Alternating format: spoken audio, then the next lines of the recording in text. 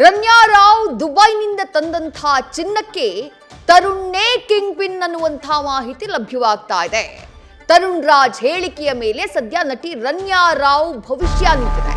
ಈಗಾಗಲೇ ಆತನನ್ನ ಅರೆಸ್ಟ್ ಮಾಡಲಾಗಿದ್ದು 5 ದಿನಗಳ ಕಾಲ ತನ್ನ ಕಸ್ಟಡಿಗೆ ತೆಗೆದುಕೊಂಡಿದೆ ಡೈರೆಕ್ಟರೇಟ್ ಆಫ್ ರೆವೆನ್ಯೂ ಇಂಟೆಲಿಜೆನ್ಸ್. ತನ್ನ ಹಿಂದೆ ಯಾರಿದ್ದಾರೆ ಅನ್ನುವಂಥ ವಿಚಾರವನ್ನ ಡಿಆರ್ಐ ಕಸ್ಟಡಿಯಲ್ಲಿ ವಿಚಾರಣೆಗೊಳಪಟ್ಟ ವೇಳೆ ರನ್ಯಾ ರಾವ್ ಬಿಟ್ಟುಕೊಡ್ಲಿಲ್ಲ.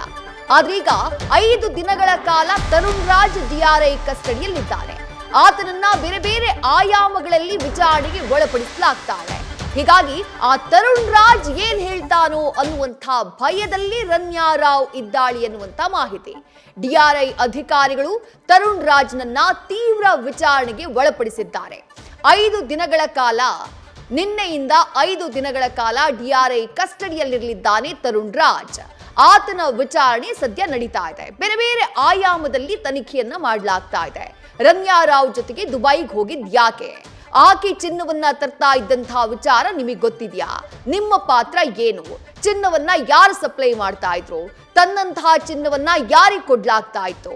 ಈ ರೀತಿ ಎಷ್ಟು ಪ್ರಮಾಣದಲ್ಲಿ ಚಿನ್ನವನ್ನ ದುಬೈನಿಂದ ಭಾರತಕ್ಕೆ ತರಲಾಗಿದೆ? ಹೀಗೆ ಹಲವಾರು ಪ್ರಶ್ನೆಗಳು. ನಿಮಗೆ ರನ್ಯಾ ರಾವ್ ಯಾವ ರೀತಿಯಾದಂತಹ ಪರಿಚಯ?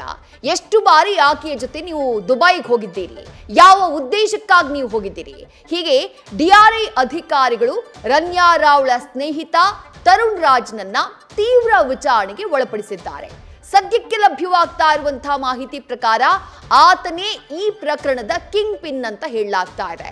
ಬೆಂಗಳೂರಿನ ಪ್ರತಿಷ್ಠಿತ ಹೋಟೆಲ್ನ ಮಾಲೀಕರ ಮೊಮ್ಮಗ ಈತ. ಆತನನ್ನ ನಿನ್ನೆ ಡಿಆರ್ಐ ಅಧಿಕಾರಿಗಳು 2 ದಿನಗಳ ಸತತ ವಿಚಾರಣೆಯ ಬಳಿಕ ಅರೆಸ್ಟ್ ಮಾಡುವಂತಹ ಕೆಲಸವನ್ನ ಮಾಡಿದ್ರು. ದುಬೈನಲ್ಲಿ ಚಿನ್ನ ಖರೀದಿಗೆ ವ್ಯವಸ್ಥೆ ಮಾಡ್ತಾ ಇದ್ದಿದ್ದೇ ಈ ತರುಣ್ ರಾಜ್ ಅನ್ನುವಂತ ಮಾಹಿತಿ ಇದೆ.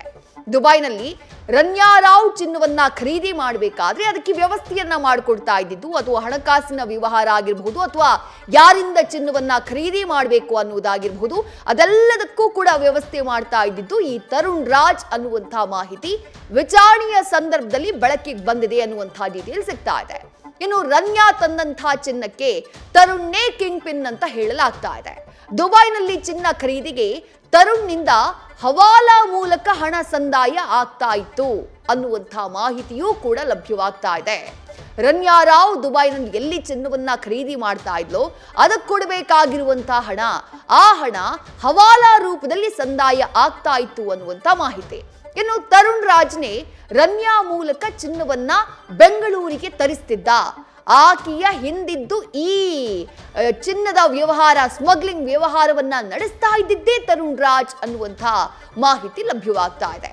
ರನ್ಯಾ ರಾವ್ ದುಬೈನಿಂದ ಏನ್ ಗೋಲ್ಡ್ ಸ್ಮಗ್ಲಿಂಗ್ ಮಾಡ್ತಾ ಇದ್ಲು, ಆಕೆಗೆ ಡೈರೆಕ್ಷನ್ ಕೊಡ್ತಾ ಇದ್ದಿದ್ದು, ಆಕೆಗೆ ಸೂಚನೆಯನ್ನ ಕೊಡ್ತಾ ಇದ್ದಿದ್ದು, ಆಕೆಗೆ ಹೀಗೆ ಮಾಡಬೇಕು ಅಂತ ಹೇಳ್ತಾ ಇದ್ದಿದ್ದು ಇದೇ ತರುಣ್ ರಾಜ್ ಅನ್ನುವಂಥ ಮಾಹಿತಿ. ಇನ್ನು ತರುಣ್ ರಾಜ್ ವಿಚಾರಣೆಯ ಸಂದರ್ಭದಲ್ಲಿ ಹಲವರ ಹೆಸರು ಹೊರಗಡೆ ಬರುವಂತಹ ಸಾಧ್ಯತೆ ಇದೆ. ತರುಣ್ ರಾಜ್ನನ್ನ ಡಿಆರ್ಐ ತನಿಖಾಧಿಕಾರಿಗಳು ತೀವ್ರ ವಿಚಾರಣೆಗೆ ಒಳಪಡಿಸಿದ್ದಾರೆ. ಗೋಲ್ಡ್ ಸ್ಮಗ್ಲಿಂಗ್ ಮಾಡುವಂತಹ ಸಂದರ್ಭದಲ್ಲಿ ಯಾರ್ಯಾರ ಸಂಪರ್ಕದಲ್ಲಿ ನೀನಿದ್ದೆ, ಯಾರಿಂದ ನೀನ್ ಚಿನ್ನವನ್ನ ಪಡ್ಕೊಳ್ತಾ ಇದ್ದೆ, ಹವಾಲಾ ಹಣ ನಿನಗೆಲ್ಲಿಂದ ಬರ್ತಾ ಇತ್ತು ಅಷ್ಟೊಂದು ಪ್ರಮಾಣದಲ್ಲಿ ದುಡ್ಡು, ತಂದಂಥ ಚಿನ್ನವನ್ನ ನೀವೇನು ಮಾಡ್ತಾ ಇದ್ರಿ? ಈ ಎಲ್ಲ ಪ್ರಶ್ನೆಗಳಿಗೂ ಕೂಡ ಸದ್ಯ ತರುಣ್ ರಾಜ್ ಉತ್ತರವನ್ನ ಕೊಡಬೇಕು. ಬರೋಬ್ಬರಿ 5 ದಿನಗಳ ಕಾಲ ಆತನನ್ನ ಡಿಆರ್ಐ ಅಧಿಕಾರಿಗಳು ವಿಚಾರಣೆಗೆ ಒಳಪಡಿಸ್ತಾ ಇರೋದು, ತಮ್ಮ ಕಸ್ಟಡಿಗೆ ತೆಗೆದುಕೊಂಡಿರೋದು. 3 ದಿನಗಳ ಕಾಲ ಕಸ್ಟಡಿಯಲ್ಲಿದ್ದಂತಹ ರನ್ಯಾ ರಾವ್ ತನಿಖೆಗೆ ಯಾವುದೇ ರೀತಿಯಾದಂತಹ ಸಹಕಾರವನ್ನ ನೀಡಿರಲಿಲ್ಲ. ಹಾಗಾಗಿ ಮತ್ತೆ ಆಕೆಯನ್ನ ಕಸ್ಟಡಿಗೆ ಕೇಳುವಂತಹ ಗೋಜಿಗೆ ಡಿಆರ್ಐ ಅಧಿಕಾರಿಗಳು ನಿನ್ನೆ ಹೋಗಿರಲಿಲ್ಲ.